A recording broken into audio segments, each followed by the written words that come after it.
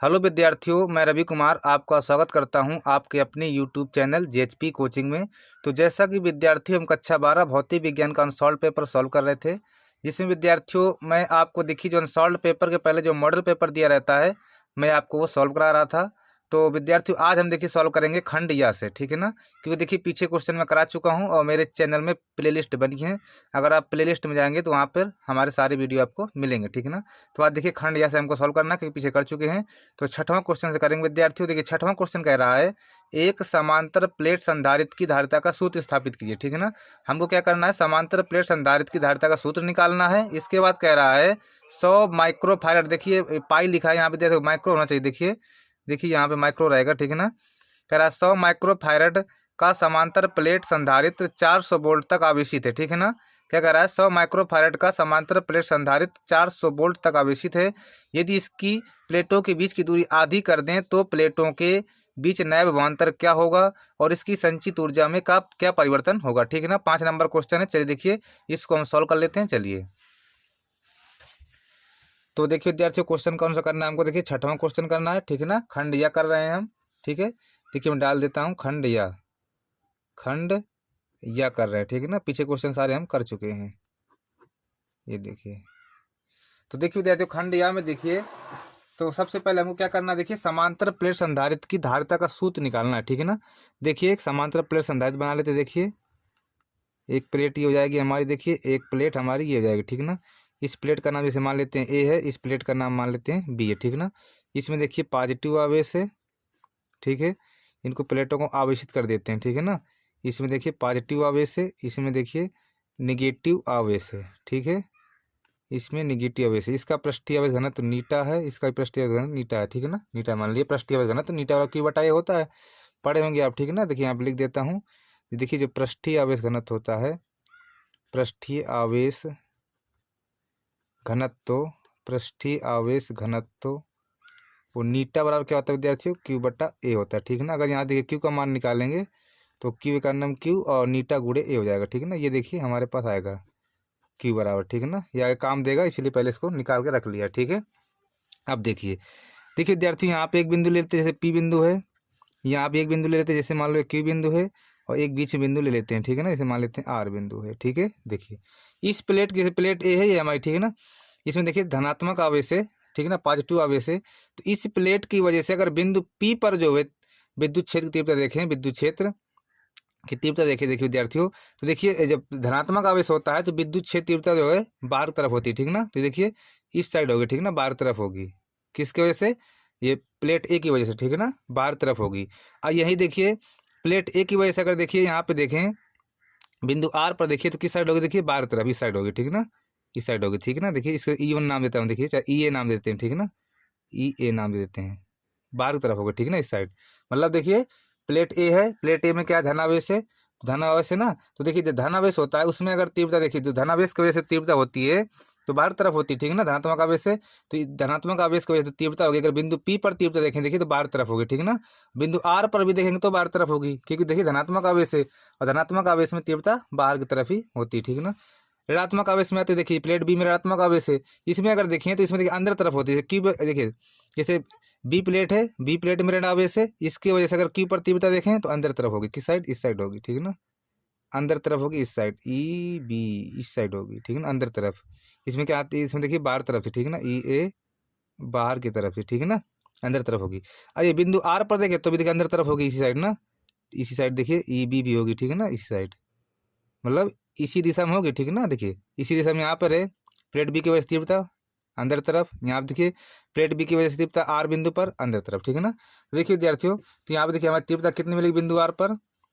देखिए जो बिंदु आर पर तीव्रता मिलेगी, बिंदु आर पर तीव्रता जो मिलेगी, देखिए ई बराबर क्या मिलेगी, देखिए ई बराबर मिलेगी हमारे पास ई ए प्लस ई बी, ये मिलेगी ना, ठीक है ना। ई बराबर क्या मिलेगी, देखिए ई ए प्लस ई बी। देखिए ई बराबर देखिए, अब देखिए इधर ई ए, अब आप देखिए डेरिवेशन किए होंगे, देखिए नीटा बटा क्या होता है, देखिए 2 एप्सिलॉन 0 प्लस नीटा बटा 2 एप्सिलॉन 0, ठीक है ना, यही होता है ना। डेरिवेशन किए होंगे देखिए पीछे का। तो ई बराबर कितना है, देखिए ई बराबर देखिए 2 नीटा बटा 2 एप्सिलॉन 0 आएगा, 2 2 कैंसिल हो जाएगा, देखिए ठीक है ना। तो ई का मान कितना है, देखिए ई बराबर आ जाएगा हमारे पास नीटा बट्टा एप्सिलॉन जीरो, ये हमारे पास ई का मान आएगा, ठीक है ना, ई का मान ये आ जाएगा, ठीक है। अब देखिए, चूंकि देखिए विद्यार्थी हम पढ़े हैं सी बराबर क्या होता है, देखिए सी बराबर क्यू बट्टा वी होता है ना। चूंकि सी बराबर क्या होता है, क्यू बट्टा वी पढ़े हैं, ठीक है ना। और देखिए और देखिए और देखिए वी बराबर क्या होता है, देखिए वी बराबर ई इंटू डी भी होता है, ठीक है ना। ई बराबर क्या होता है, देखिए वी इंटू डी भी होता है ना। ई बराबर वी इंटू डी भी होता है, देखिए। तो देखिए जब ई बराबर देखिए तो सी बराबर यहाँ पर रख देंगे, देखिए हमको धारिता चाहिए, देखिए तो क्यू बट्टा बी की जगह बी बराबर कितना, बी बराबर ई इंटू डी है, तो बी की जगह रख देंगे ई इंटू डी रख देंगे इस प्रकार, ठीक है ना, ये रख दिया। अब देखिए विद्यार्थियों सी बराबर, अब देखिए क्यू का मान रख लेते हैं, क्यू का मान निकाल चुके हैं, देखिए मैं पहले ही निकाल दिया था मैंने, देखिए क्यू का मान, ये देखिए क्यू बराबर नीटा गुड़ा ए दिया, ठीक है ना। क्यू बराबर क्या, देखिए नीटा गुड़ा ए, तो क्यू कितना जाएगा, नीटा गुड़ा ए बट्टा ई इंटू डी आ जाएगा, ठीक है ना, ये आ जाएगा ई इंटू डी। अब देखिए तो सी बराबर नीटा गुड़ा ए बट्टा ई का मान कितना, देखिए ये निकाल चुके थे, नीटा बट्टा एप्सिलॉन जीरो, तो नीटा बट्टा एप्सिलॉन जीरो गुड़ा डी ये हो जाएगा, ठीक है ना। इसके बाद देखिए नीटा से नीटा कैंसिल हो जाएगा, तो सी बराबर कितना है, देखिए ये ऊपर चला जाएगा, देखिए तो ए एप्सिलॉन जीरो ए बट्टा डी, धारिता का सूत्र हमारा स्थापित कर लिया हमने, ठीक है ना। ये देखिए हमारा धारिता का सूत्र है, ठीक है, धारिता का सूत्र देखिए हमने स्थापित कर लिया। देखिए तो एक आंसर हमारा हो गया, ठीक है ना, एक आंसर हमारा हो गया, धारिता का सूत्र हमने स्थापित कर लिया, ठीक है। इसके बाद देखिए अब अगला करते हैं, इसी का जो अगला पार्ट जो किसमें देखिए सवाल भी पूछ रहा है, सवाल भी करेंगे ना अभी, ठीक है ना, चलिए सवाल कर लेते हैं। तो अब देखिए विद्यार्थी इसमें सवाल कह रहा है, देखिए कि 100 माइक्रोफैराड का समांतर प्लेट संधारित्र 400 वोल्ट तक आवेशित है, ये सवाल करना हमको। यदि इसकी प्लेटों के बीच की दूरी आधी कर दें तो प्लेटों के बीच नया विभवांतर क्या होगा और इसकी संचित ऊर्जा में क्या परिवर्तन होगा। चलिए इसको भी देखिए सॉल्व करते हैं, चलिए। तो देखिए विद्यार्थियों हमारे पास क्या क्या दिया, देखिए 100 माइक्रोफैराड का समांतर प्लेट संधारित्र, ठीक है ना, धारिता दिया, देखिए सी का मान कितना, देखिए 100 माइक्रोफैराड लिख लेते हैं, सी का मान दिया देखिए 100 माइक्रोफैराड, ठीक है ना, ये दिया है। और देखिए 400 वोल्ट तक आवेशित है, वी का मान कितना है, 400 वोल्ट है, वी का मान 400 वोल्ट ये दिया है, ठीक है ना। यदि इसकी प्लेटों के बीच दूरी आधी कर दें तो प्लेटों के बीच नया विभवांतर क्या होगा, ठीक है ना, नया विभवांतर पूछ रहा है हमसे क्या होगा, वी डैश का मान पूछ रहा है, ठीक है ना। देखिए जब प्लेटों के बीच दूरी आधी नहीं है तब धारिता कितनी, 100 माइक्रोफैराड है। अब वोल्टेज कितना है, 400 वोल्ट है। जब धारिता सॉरी जब प्लेटों के बीच दूरी आधी नहीं है तब धारिता 100 माइक्रोफैराड है, वोल्टेज 400 वोल्ट है। अब जब कह रहा है जब प्लेटों के बीच की दूरी आधी कर दें, मतलब जैसे सी बराबर एप्सिलॉन जीरो ए बटा डी होता है, तो जब सी बराबर एप्सिलॉन जीरो ए बटा डी होता है तब सी का मान इतना, बी का मान इतना है। यदि सी बराबर एप्सिलॉन जीरो ए बटा डी बटा दो हो जाए, मतलब बीच की दूरी प्लेटों की बीच दूरी आधी कर दी जाए, तब वी डैश कितना हो जाएगा पूछ रहा हमसे, ठीक है ना। तो देखिए लिखेंगे प्लेटों के प्लेटों के बीच की दूरी प्लेटों के बीच की दूरी आधी करने पर धारिता, पहले धारिता निकाल लेते हैं, आधी करने पर धारिता, आधी करने पर धारिता, तो इसको सी डैश नाम देता हूँ, ठीक है ना। सी डैश बराबर देखिए एप्सिलॉन जीरो ए बटा डी बटा दो ये होगी, ठीक है ना। देखिए सी डैश बराबर दो ऊपर चला जाएगा, देखिए दो एप्सिलॉन जीरो ए बटा डी ये हो जाएगा, देखिए सी डैश बराबर, अब देखिए दो, अब देखिए एप्सिलॉन जीरो ए बटा डी क्या सी बराबर होता है, ठीक है ना। तो यहाँ पे देखिए सी आ जाएगा, देखिए सी बराबर क्या होता है, एप्सिलॉन जीरो बटा डी, यहाँ पे सी आ जाएगा, ठीक है ना। तो देखिए तो सी डैश बराबर दो गुणा, तो सी कितना था हमारे पास 100 माइक्रोफैराड, तो 100 रख देंगे, 100 माइक्रोफैराड। तो देखिए सी डैश कितना आएगा हमारे पास 200 हो जाएगा ना, 200 माइक्रोफैराड आ जाएगा सी डैश हमारे पास, ठीक है। हमारे पास सी डैश कितना जाएगा, देखिए 200 माइक्रोफैराड। अब देखिए हम पढ़े हैं चूंकि कि सी बराबर क्या होता है, देखिए सी बराबर होता है क्यू बटा वी होता है ना, सी बराबर क्या होता है, देखिए क्यू बटा वी होता है। तो देखिए यदि मैं क्यू को नियत मान लूँ, देखिए तो सी अनुपाती 1/v, समानुपाती 1/v, इसी को देखिए अगर सूत्र बना लें हम, देखिए तो सी बटा सी डैश बराबर, देखिए इसको सूत्र बनाते देखिए तो सी बटा सी डैश बराबर सी बटा सी डैश बराबर, ठीक है, सी बराबर 1/v, तो 1/v लिख लेते हैं यहाँ पे, और सी डैश बराबर तो 1/v बी डैश लिख लेते हैं यहाँ पे, ठीक है ना। अब बाय बाय का गुणा अंता गुणा कराते हैं, देखिए ठीक है। तो देखिए सी बटा सी डैश बराबर वी डैश बटा वी, ये हो जाएगा ना। सी बटा सी डैश बराबर वी डैश बटा वी हो जाएगा। बस हम सूत्र मान रख लेते हैं इसी में, है ना। देखिए सी का मान कितना था, 100 माइक्रोफैरड सी का मान था, और सी डैश कितना था, 200 माइक्रोफैरड निकाला था, अभी आया, ठीक है ना। 200 माइक्रोफैरड बराबर वी डैश हमको निकालना है, ठीक है ना। वी कितना है, 400, तो 400 रख देते हैं यहाँ पे। देखिए माइक्रोफैरड से माइक्रोफैरड गया, 2 जीरो चले जाएंगे, तो 1/2 बचा यहाँ पे, कैंची गुणा कराएंगे तो 2 वी डैश बराबर 400 ये हो जाएगा। देखिए 2 से काट देंगे, देखिए तो वी डैश बराबर कितना है, देखिए 200 वोल्ट, ठीक है ना। देखिए प्लेटों के बीच दूरी अगर आधी कर देते हैं तो वोल्टेज भी आधा हो जाता है, ठीक है ना। क्योंकि पहले वोल्टेज कितना था, जब प्लेट की बीच दूरी आधी नहीं थी तब वोल्टेज 400 वोल्ट था, और जब प्लेटों के बीच दूरी आधी कर दिया, देखिए तो वोल्टेज 200 वोल्ट हो गया, ठीक है ना। तो वोल्टेज निकला है। इसके बाद देखिए क्वेश्चन आगे क्या कह रहा था, क्वेश्चन आगे पूरा नहीं हुआ है, 5 नंबर अभी नहीं मिलेगा। अभी क्वेश्चन कह रहा था आगे कि इसकी संचित ऊर्जा में क्या परिवर्तन होगा। अब ऊर्जा में परिवर्तन पूछ रहा है, देखिए चलिए ऊर्जा में परिवर्तन निकालते हैं, हेडिंग डाल देंगे ऊर्जा में परिवर्तन, ऊर्जा में परिवर्तन, ऊर्जा में परिवर्तन, इस प्रकार डाल देंगे, ऊर्जा में परिवर्तन निकालेंगे अब, ठीक है ना।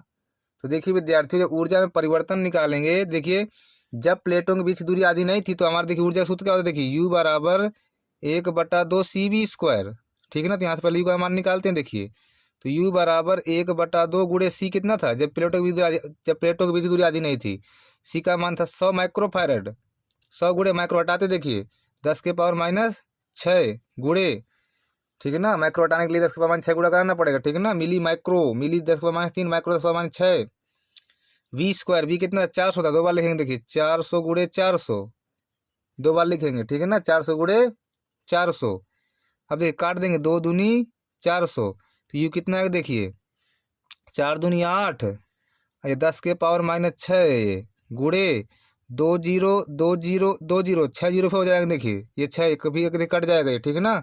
ये भी चला गया, देखिए तो यू बराबर कितना है, देखिए 8 जूल, यू बराबर 8 जूल आया, ठीक है ना। अब देखिए आप प्लेटों की बीच दूरी आधी कर देते हैं तब ऊर्जा निकालते हैं, ठीक है ना।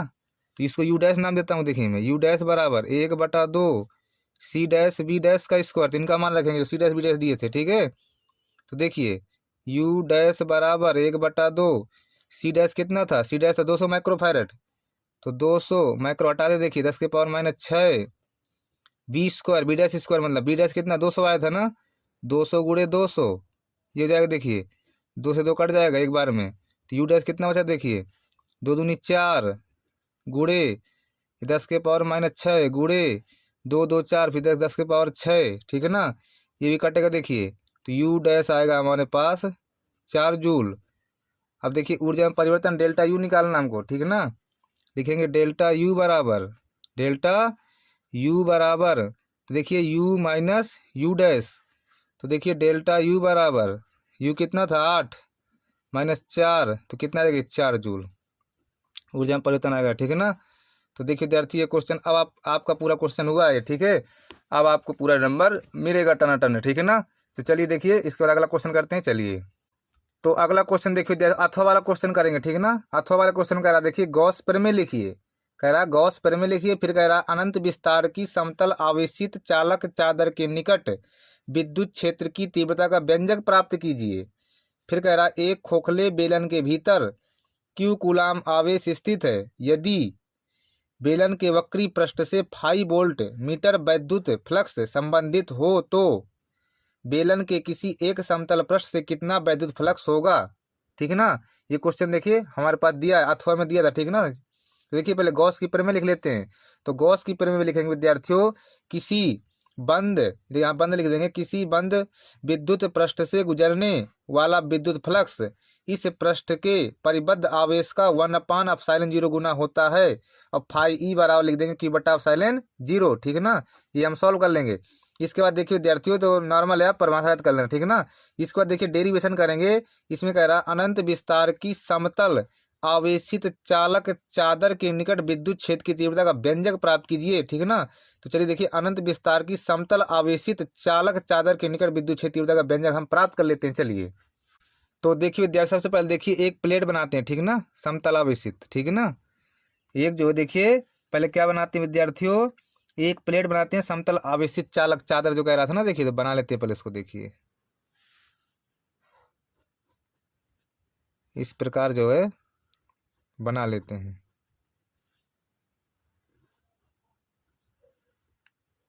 ये बना दिया, नाम दे देखिए ए बी सी डी, इस प्रकार नाम दे देंगे, ठीक है ना।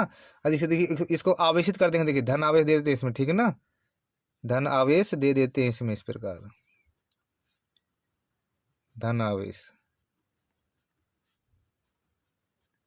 आवेशित कर दिया, ठीक है ना। अब देखिए आवेशित कर दिया, इसमें देखिए विद्यार्थियों हमको देखिए कह रहा था कि तीव्रता का व्यंजक निकालो, विद्युत क्षेत्र तीव्रता का व्यंजक, ठीक है ना। तो व्यंजक निकालना, देखिए तो देखिए यहाँ पर एक बिंदु ले लेते हैं, जैसे एक बिंदु देखिए पी ले लिया, ठीक है ना, ये बिंदु पी। तो यहाँ से देखिए बिंदु पी ले लिया, देखिए तो यहाँ पर देखिए हमको देखिए तीव्रता निकालना, ठीक है ना। अब इसके देखिए दो पृष्ठ होते हैं, तो एक देखिए बिंदु यहाँ पर भी लेना पड़ेगा, ठीक है ना। इसके दो पृष्ठ होते हैं, तो एक बिंदु देखिए यहाँ पर भी, जैसे इसको पी डैश नाम देता हूँ, ठीक है ना, इसको भी यहाँ पे ले लिया, ठीक है। ये कितनी दूरी पर लिया है देखिए विद्यार्थियों, आर दूरी पर लिया गया है, ठीक है ना, आर दूरी पर, कितनी दूरी पर देखिए, आर दूरी पर लिया गया है, ठीक है ना, आर दूरी पर ये बिंदु लिया गया है, ठीक है। अब देखिए, तो देखिए विद्यार्थियों, देखिए जब हमें गॉस की प्रमेय लगाएंगे, तो गॉस की प्रमेय जो है कब लगती है, जब एक बंद पृष्ठ होता है, इसको बंद करना पड़ेगा, ठीक है ना। तो क्या करेंगे, देखिए इसको बंद कर देते हैं, इस प्रकार बंद कर देंगे तो गॉस की प्रमेय लग जाएगी इसमें, ठीक है ना। इसको देखिए इस प्रकार बंद कर देते हैं, तो इसमें गॉस की प्रमेय लग जाएगी, ठीक है ना। इस प्रकार देखिए इसको बंद कर देते हैं इस प्रकार, ठीक है ना, ये बंद हो गया, ठीक है ना। अब इसमें गॉस की प्रमेय हमारी लग जाएगी, ठीक है ना, ओके है ना। अब देखिए ये कर दिया, इसके बाद देखिए विद्यार्थियों, अब देखिए इस बिंदु पर अगर देखिए विद्युत क्षेत्र देखें, देखिए तो किस विद्युत क्षेत्र तीव्रता इस साइड होगी, देखिए बाहर तरफ, ठीक है ना, इस साइड होगी, इस साइड होगी ना। और इसका एरिया वेक्टर भी विद्यार्थियों इसी साइड होगा, ठीक है ना। इसको देखिए मैं DS3 नाम देता हूँ, ठीक है ना, एरिया वेक्टर भी इस साइड होगा। इसमें अगर आ जाए देखिए, इसमें इसके लिए देखिए अगर देखें, देखिए इसका विद्युत क्षेत्र देखिए इस तरफ होगा, ठीक है ना, इस साइड होगा। एरिया वेक्टर इसका देखिए इस साइड होगा, लंबवत, ठीक है ना। इसको DS2 नाम देता हूँ, ठीक है ना, ये 90 डिग्री, ठीक है ना। तो देखिए थीटा, इसमें देखिए कितना कितना होगा, थीटा 90 डिग्री होगा, इसमें थीटा कितना होगा देखिए 0 डिग्री होगा, क्योंकि देखिए एरिया वेक्टर और विद्युत क्षेत्र के तीव्रता की दिशा एक ही तरफ है, ठीक है ना। इसमें आते हैं देखिए, इसी साइड देखिए विद्युत क्षेत्र तीव्रता रहेगी हमारी, इसी साइड इसका देखिए एरिया वेक्टर भी रहेगा, ठीक है ना। इसको DS1 नाम देते हैं। तो थीटा कितना आएगा इसमें देखिए 0 आएगा, ठीक है ना, इसमें थीटा 0 आ जाएगा। चलिए देखिए, तो देखिए लिखेंगे हम, देखिए बंद पृष्ठ से गुजरने वाला विद्युत फ्लक्स निकाल लेते हैं, ठीक है ना। लिखेंगे बंद पृष्ठ से निकलने वाला विद्युत फ्लक्स, विद्युत फ्लक्स, बंद पृष्ठ से निकलने वाला विद्युत फ्लक्स। तो देखिए फाई ई बराबर देखिए, देखिए रेखी समाकलन लगाएंगे, ठीक है ना। रेखी समाकलन देखिए पहले देखिए ई सदिश डॉट DS1 सदिश, ठीक है ना, इस प्रकार प्लस रेखी समाकलन ई सदिश डॉट DS2 सदिश प्लस रेखी समाकलन ई सदिश डॉट DS3 सदिश, इस प्रकार, ठीक है ना। देखिए फाई ई बराबर, देखिए रेखी समाकलन देखिए ई सदिश DS1 कॉस, देखिए ई सदिश डॉट ए सदिश, ई ए कॉस थीटा होता है ना, ई ए कॉस थीटा, तो ई सदिश DS1 सदिश कॉस थीटा, थीटा कितना देखिए 0 प्लस रेखी समाकलन ई सदिश DS2 सदिश, ई सदिश DS2 सदिश कॉस, इसमें थीटा कितना देखिए दूसरे में DS2 में 90 प्लस रेखी समाकलन ई सदिश DS3 सदिश कॉस 0 डिग्री, ठीक है ना, इसमें 0 डिग्री लेंगे, ठीक है, इस प्रकार। इसके बाद देखिए फाई ई बराबर, देखिए तो 0 कॉस 90 का मान 0 होता है, तो 0 हो जाएगा, ठीक है ना। देखिए इसमें देखिए मैं अगर देखिए ई सदिश को बाहर कर लूँ, रेखी समाकलन देखिए DS1 बचेगा, ठीक है ना, DS1 बचेगा ये, है ना, ये ds1 बचा और cos 0 का मान तो एक ही होता है, ठीक है ना, प्लस यहाँ पे देखिए ई बार कर लेते हैं, ई बार कर लेंगे, देखिए रेखी समाकलन cos 0 का मान एक होता है, ई बार कर लिया, ds3 बचेगा, ds3 ये बचा देखिए, ठीक है ना। इसका देखिए फाई ई बराबर, अब देखिए विद्यार्थियों ये देखिए रेखी समीकरण ds1 मतलब ये देखिए एरिया को व्यक्त कर रहा है, एरिया के बारे में बता रहा है, ठीक है ना, तो ई ए लिख देंगे, ठीक है ना, प्लस यहाँ देखिए ये भी एरिया को बताएगा, देखिए ई ए लिख देंगे, ई ए, देखिए फाई ई बराबर आएगा हमारे पास 2e कितना है, देखिए फाई ई बराबर 2e आएगा, ठीक है ना, फाई ई बराबर कितना आएगा 2e। अब देखिए गॉस की प्रमेय, चूंकि गॉस की प्रमेय क्या होती है, देखिए फाई बराबर क्यू बटा एप्सिलॉन नॉट होता है ना, गॉस की प्रमेय फाई ई बराबर क्यू बटा एप्सिलॉन नॉट ये तो होती है ना, तो क्यू बटा एप्सिलॉन नॉट बराबर 2e ये हो जाएगा, ठीक है ना, 2e हो जाएगा, ठीक है।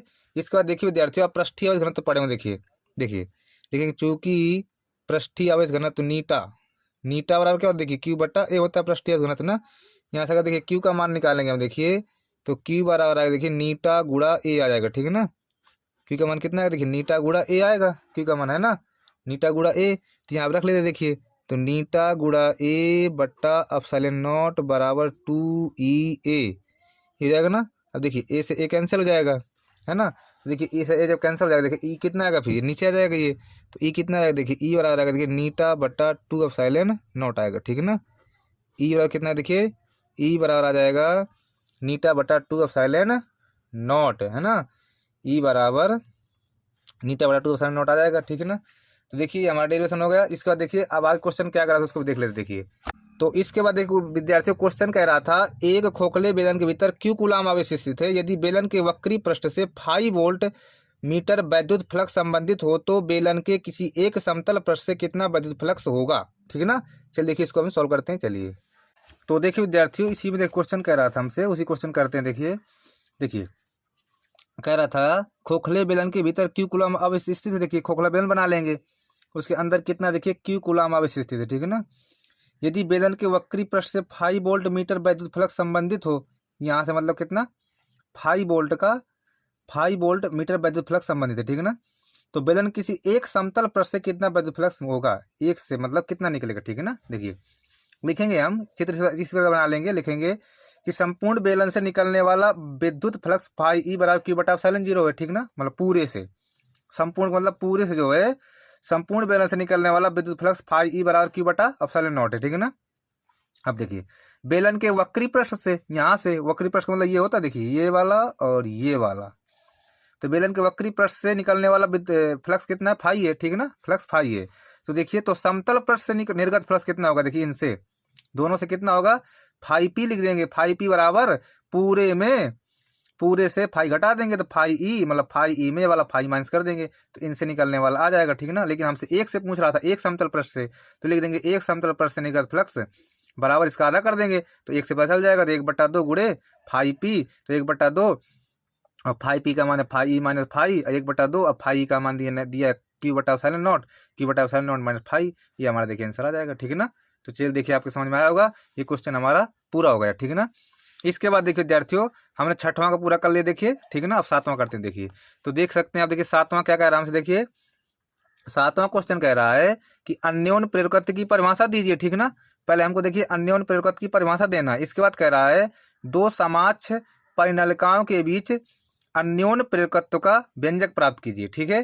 क्या करना हमको, देखिए अन्योन्य प्रेरकत्व की परिभाषा देना है, फिर दो समाक्ष परिनलिकाओं के बीच अन्योन्य प्रेरकत्व का व्यंजक भी प्राप्त करना है। इसके बाद देखिए सवाल करेंगे, ठीक है ना।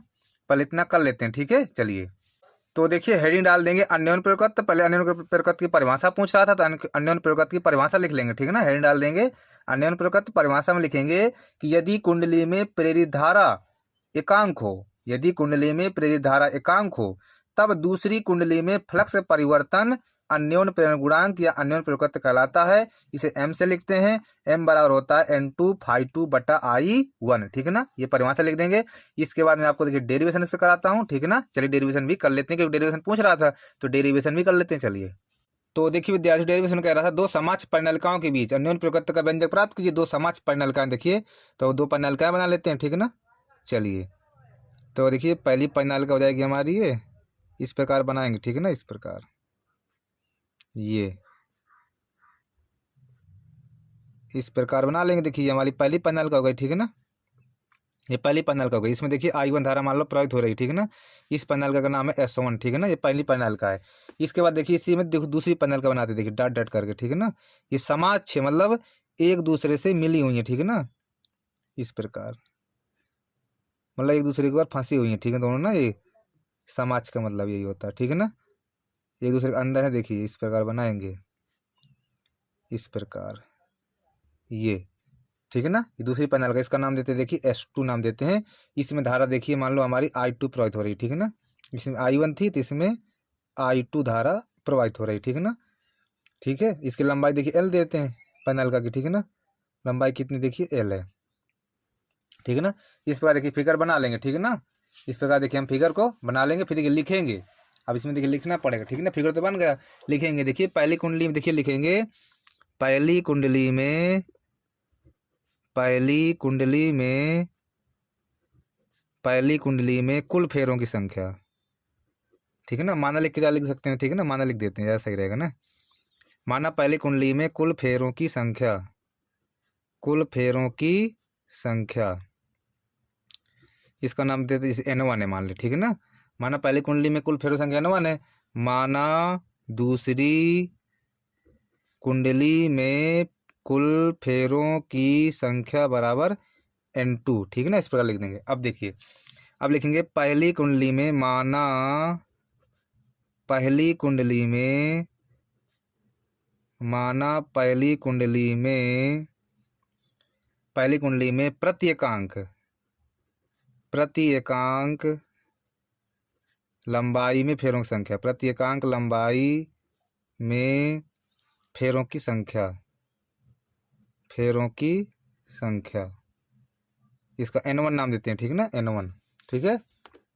माना पहली कुंडली में प्रत्येकांक लंबाई फेरों की संख्या N1, माना दूसरी कुंडली में प्रत्येकांक लंबाई में फेरों की संख्या बराबर N2 नाम देते हैं, ठीक है ना। अब देखिए, देखिए विद्यार्थी लिखेंगे चूंकि, अब देखिए N1 का मान निकाल, देखिए N1 बराबर, देखिए अब देखिए विद्यार्थी N1 कैसे निकलेगा। देखिए पहली कुंडली में कुल फेरों संख्या N1 माने हैं, ठीक है ना, तो पहली कुंडली N1 बराबर, देखिए अब देखिए N1 बराबर, देखिए ये लिखा है पहली कुंडली में प्रत्येकांक लंबाई में फेरों संख्या N1 है, मतलब एक लंबाई है अगर तो फेरों संख्या N1 है, लेकिन हमारी इसमें देखिए जो पैनल का टोटल L लंबाई देखिए, तो कुल फेरों संख्या कितनी जाएगी, देखिए N1L हो जाएगी, ठीक है ना, N1L। यहाँ देखिए मान निकालेंगे N1 का, N1 वाला कितना आएगा, देखिए कैपिटल N1 बटा L आएगा, ठीक है ना। मतलब देखिए पहली कुंडली में प्रत्येकांक लंबाई में फेरो संख्या N1 है, मतलब एक लंबाई, प्रत्येकांक लंबाई का मतलब एक लंबाई में फेरो संख्या N1 है, तो टोटल L लंबाई है, L लंबाई में कितना हो जाएगा, N1L, है ना, N1L हो जाएगा। तो इस मान N1 का मान आ जाएगा, ठीक है ना। इस पर देखिए N2 में करते हैं, देखिए तो N2 बराबर कितना हो जाएगा, देखिए N2L हो जाएगा। तो यहाँ N2 का मान निकाल, देखिए N2 बराबर आएगा N2 बटा L हो जाएगा, ठीक है ना, ये हो जाएगा। ओके, इसके बाद देखिए, अब देखिए लिखेंगे S1 के सापेक्ष, S1 के सापेक्ष मतलब पहली कुंडली के सापेक्ष, S1 के सापेक्ष, क्योंकि देखिए पहली कुंडली का नाम S1 था और दूसरी कुंडली का नाम S2 था, ठीक है ना। तो S1 के सापेक्ष S2 का अन्योन प्रेरकत्व लिखेंगे, अन्योन प्रेरकत्व। तो इसको देखिए M21 लिख देते हैं इस प्रकार, ठीक है ना, M21 लिख लेते हैं, ठीक है। फिर लिखेंगे देखिए परिनालिका, परिनालिका S1 में धारा I1 प्रवाहित करने पर, धारा I1 प्रवाहित करने पर, धारा I1 प्रवाहित करने पर परिनालिका के अंदर चुंबकीय क्षेत्र, ठीक है ना, धारा I1 प्रवाहित करने पर परिनालिका के अंदर, परिनालिका, परिनालिका के अंदर चुंबकीय क्षेत्र, चुंबकीय क्षेत्र, ठीक है ना, इस पर लिख देंगे। तो देखिए कितना आएगा, देखिए B1 बराबर आएगा, देखिए μ0 N1 I1, ये आ जाएगा, ठीक है ना। B1 बराबर देखिए μ0 N1 I1, तो देखिए B1 बराबर आएगा μ0, देखिए N1 का मान हमारे पास था कैपिटल N1 बटा L I1, ये आ जाएगा, ठीक है ना, B1 का मान, ठीक है, B1 हमारे पास ये आ जाएगा, ठीक है ना। देखिए B1 हमारे पास आ गया है ना, ये B1 आ गया। अब देखिए विद्यार्थियों, अब लिखेंगे हम कि अब परिनालिका S2 से परिनालिका S2 से बद्ध चुंबकीय फ्लक्स, क्योंकि देखिए पहली परिनालिका में धारा प्रवाहित किया है, तो जब पहली कुंडली में धारा प्रवाहित किया है तो दूसरी कुंडली में फ्लक्स परिवर्तन होगा, ठीक ना। दूसरी कुंडली में क्या होगा, फ्लक्स परिवर्तन होगा। किसकी वजह से, क्योंकि देखिए पहली कुंडली में धारा प्रवाहित किया है ना, तो पहली कुंडली का चुंबकीय क्षेत्र होगा उसकी वजह से दूसरी कुंडली में फ्लक्स परिवर्तन हो जाएगा। तो अब परिनालिका S2 से लिखेंगे बद्ध चुंबकीय फ्लक्स, बद्ध चुंबकीय फ्लक्स, बद्ध चुंबकीय फ्लक्स, ठीक है ना। तो लिखेंगे देखिए φ2, क्योंकि दूसरी कुंडली में बद्ध चुंबकीय फ्लक्स होगा ना, किसकी वजह से, φ2 और BA होता है तो B1A लिखेंगे, क्योंकि देखिए पहली कुंडली के चुंबकीय क्षेत्र की वजह से, क्योंकि पहली कुंडली में धारा प्रवाहित किया तो φ2 और B1A लिख देंगे, ठीक है ना। इसके बाद देखिए तो φ2 बराबर देखिए B1 का मान कितना देखिए रख देंगे, तो μ0 N1 I1 A बटा कितना देखिए L, ये पूरा देखिए मान इधर इधर रख दिया B1 जगह, ठीक है ना, ये रख दिया है। इसके बाद देखिए विद्यार्थियों अब हम पता देखिए कि M21 कितना देखिए, अब पीछे सूत्र पढ़े देखिए N2 था, फिर φ2 था, बटा क्या था I1 था, यही था ना सूत्र, अन्य प्रकार का सूत्र यही था ना। इसमें रख देते हैं देखिए, तो M21 बराबर देखिए N2 जो हम कहते हो φ2 का मान रखते देखिए, तो μ0 N1 I1 A बटा I1 नीचे जो कहते हैं नीचे L भी रहेगा, ठीक है ना, ये वाला देखिए L, ये वाला L है ना, I1 7 कट जाएगा। देखिए देखिए हमारा फाइनल डेरिवेशन हो गया, ठीक है ना, फाइनल सूत्र हमारा आ गया जो पूछ रहा था हमसे। M2 वाला देखिए μ0 M21 बराबर μ0 N1 N2 A बटा L, ठीक है ना। ये देखिए हमारा डेरिवेशन था, ठीक है, देखिए हमने प्रूव कर दिया, ठीक है ना। तो आपका क्वेश्चन पूरा हो गया विद्यार्थियों। अभी देखिए इसमें सवाल था, अभी 5 नंबर नहीं मिलेगा, ठीक है ना, वो सवाल भी सॉल्व कर लेते हैं, तो आपको तो समझ में आया होगा ना। चलिए देखिए इसके बाद सवाल को सॉल्व कर लेते हैं, चलिए। तो देखिए विद्यार्थियों क्वेश्चन में सवाल था, इसी में देखिए सवाल में कह रहा था हमसे, देखिए सवाल पढ़ देता हूँ आपको, देखिए सवाल में कहाँ गया, देखिए सवाल कह रहा था कि समीप रखी कुंडलियों के एक युग्म का अन्योन्य प्रकृत 1.5 हेनरी, ठीक है ना। अन्योन्य प्रकृत कितना देखिए 1.5 हेनरी, देखिए M का मान दिया था 1.5 हेनरी, ठीक है ना, 1.5 हेनरी। यदि एक कुंडली में 0.5 सेकेंड में 0.5 सेकेंड देखिए T का मान टाइम कितना था देखिए 0.5 सेकेंड था टाइम, 0.5 सेकेंड धारा 0 से 20 एम्पियर तक परिवर्तित हो, 0 से 20 एम्पियर, ठीक है ना। मतलब I1 का मान कितना है 0 एम्पियर है, I1 का मान है 0 एम्पियर, I2 मतलब 20 एम्पियर तक जा रही है, तो 20 एम्पियर तक धारा जा रही है, ठीक है ना, 20 एम्पियर तक जा रही है। तो कह रहा है दूसरी कुंडली से बद्ध चुंबकीय फ्लक्स में परिवर्तन ज्ञात कीजिए, दूसरी कुंडली से देखिए, तो ई वाला देखिए पढ़े हैं हम, ई वाला देखिए माइनस का d5 बटा क्या होता है देखिए dt होता है ना, विद्युत वाहक बल ई बराबर माइनस d5 बटा dt होता है। देखिए अब देखिए लिखेंगे चूंकि देखिए ई बराबर देखिए चूंकि देखिए ई बराबर क्या होता है देखिए, ई बराबर देखिए m इंटू di/dt भी होता है ना, m इंटू di/dt भी होता है, देखिए यहाँ पर रख देंगे, देखिए तो m इंटू di/dt रख दिया। देखिए देखिए माइनस हटा सकते हैं, माइनस से कोई मतलब देखिए यहाँ पे देखिए d5dt हो जाएगा, ठीक है ना। इसके बाद देखिए dt कैंसिल हो जाएगा, m गुणा अब डी आई, अब डी आई कैसे निकालेंगे देखिए, डी आई का मतलब देखिए I2 माइनस I1 होता है, डी आई मतलब, ठीक है ना, डी आई का मतलब है I2 माइनस I1, ठीक है ना, बड़ा d5 हमको निकालना देखिए, ठीक है ना, हमको d5 निकालना देखिए। तो देखिए m का मान कितना देखिए 1.5 है, 1.5 रख देंगे, गुड़े I2 कितना था 20, I1 0, और देखिए d5, ठीक है ना। तो देखिए हमारे पास d5 आएगा, हमारे पास 1.5 ही हो जाएगा, और गुणा करेंगे 20 का, है ना, 20 में 0 20 से बचेगा ना, तो d5 आएगा हमारे पास, गुणा देखिए 5 दूना 30, पहले 0 फिर 5 दूना 30, एक अंक लगाएंगे 30, ठीक है ना। तो d5 कितना है देखिए d5 बराबर 30 वेबर आ गया, ठीक है ना, कितना 30 वेबर, मात्रा भी लिख देते हैं, ठीक है ना, d5 कितना है देखिए 30 वेबर, ये हमारा देखिए विद्यार्थियों आंसर हो जाएगा। तो अब ये आपका क्वेश्चन पूरा हो गया है। इसका देखिए अगला क्वेश्चन सॉल्व करते हैं, चलिए। तो अगला क्वेश्चन देखिए विद्यार्थियों अथवा वाला करेंगे, 7वें का अथवा वाला देखिए कह रहा श्रेणी अनुनादी परिपथ में आवृत्ति परिवर्तन तथा धारा परिवर्तन का वक्र दर्शाइए, ठीक है ना। पहले देखिए हमको ग्राफ खींचना है, तो ग्राफ खींच देंगे।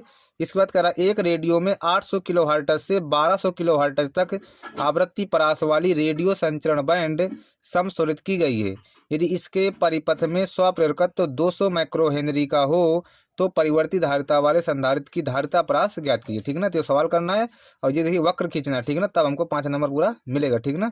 चलिए देखिए इसको भी हम सॉल्व कर लेते हैं। चलिए तो देखिए विद्यार्थी, सबसे पहले कह रहा था कि श्रेणी अनुनादी परिपथ में आवृत्ति परिवर्तन धारा परिवर्तन का वक्र दर्शाइए। देखिए तो ये देखिए हमारा आवृत्ति धारा है, ठीक है ना। इस प्रकार आपको देखिए ग्राफ खींच देना है, ठीक है ना। इसी प्रकार जैसे ग्राफ खींचा गया है तो ये हमारा देखिए श्रेणी अनुनादी परिपथ में आवृत्ति परिवर्तन तथा धारा परिवर्तन का वक्र है, ठीक है ना। ये वक्र आपको खींच देना है, ठीक है ना। आप इसको कर लीजिए, ठीक है ना, वक्र आप खींच लीजिए।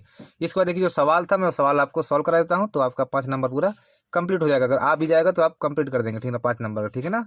तो चलिए देखिए वक्र खींच लेना, मैं आपका सवाल बता देता हूँ। चलिए तो देखिए विद्यार्थी, सवाल में क्या कर दिया, देखिए कह रहा था एक रेडियो में 800 किलो हर्ट्ज से 1200 किलो हर्ट्ज तक आवृत्ति परास, ठीक है ना। देखिए तो F1 का मान हमारे पास का देखिए, F1 का मान हमारे पास था देखिए 800 किलो हर्ट्ज, 800 किलो हर्ट्ज।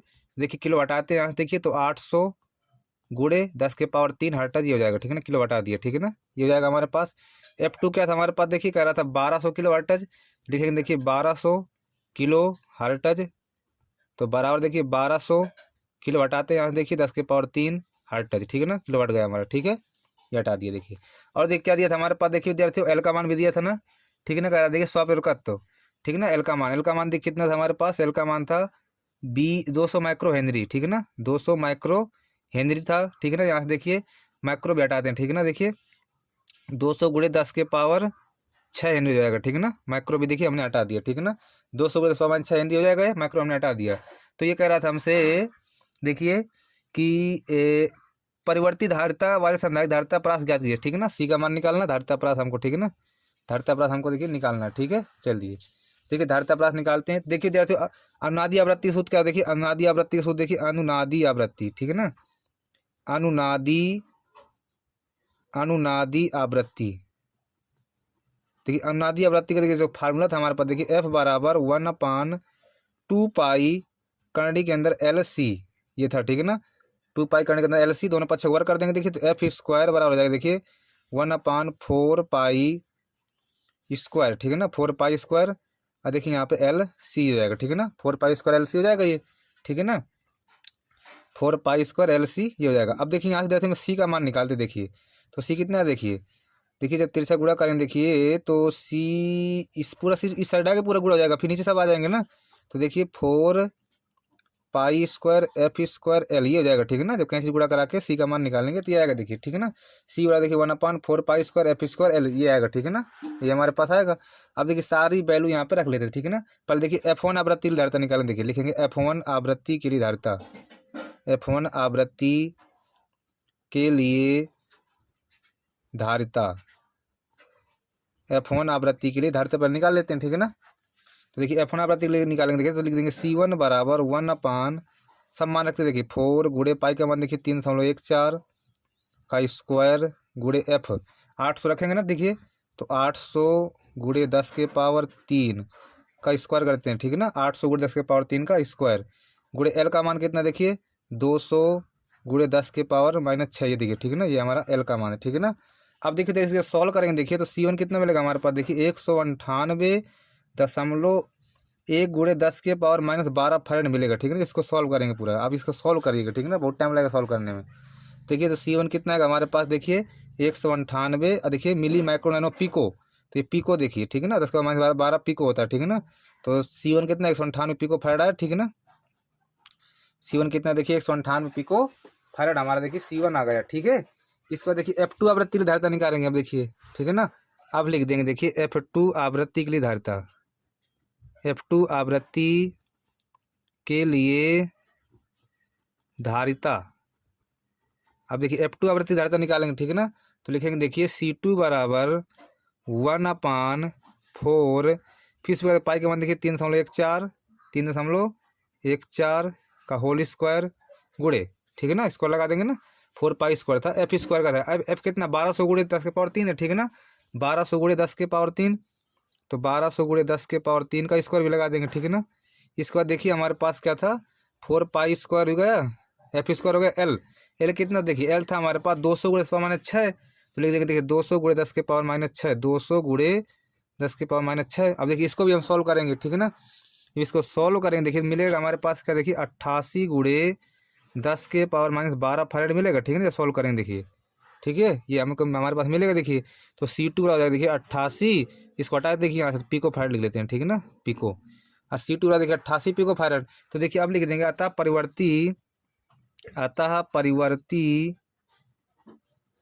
परिवर्ती संधारित्र का परास, परास पूछ रहा था ना, संधारित्र का परास। तो परास कितना आएगा देखिए विद्यार्थियों, 88 पिको फैराड से 198 पिको फैराड आएगा, ठीक है ना, 198 पिको फैराड है, ये हमारा देखिए परास आ जाएगा, ठीक है ना। तो देखिए विद्यार्थियों आपके समझ में आया होगा। आज यही तक क्वेश्चन रखते हैं, ठीक है ना, क्योंकि वीडियो काफ़ी बड़ा हो जाता है, ठीक है ना। इसके बाद देखिए लास्ट पार्ट लेकर के आऊँगा, तो लास्ट पार्ट में आपका ये पूरा खत्म कर दूंगा, ठीक है ना। तो आज यहीं तक रखते हैं, चलिए चलता हूँ। अगर मेरा वीडियो विद्यार्थियों आपको पसंद आया तो वीडियो को लाइक शेयर, अगर आप नए हो तो चैनल को जरूर सब्सक्राइब करना, क्योंकि मैं आपको पूरा सॉल्व कराऊंगा। चलिए चलता हूँ, नमस्कार।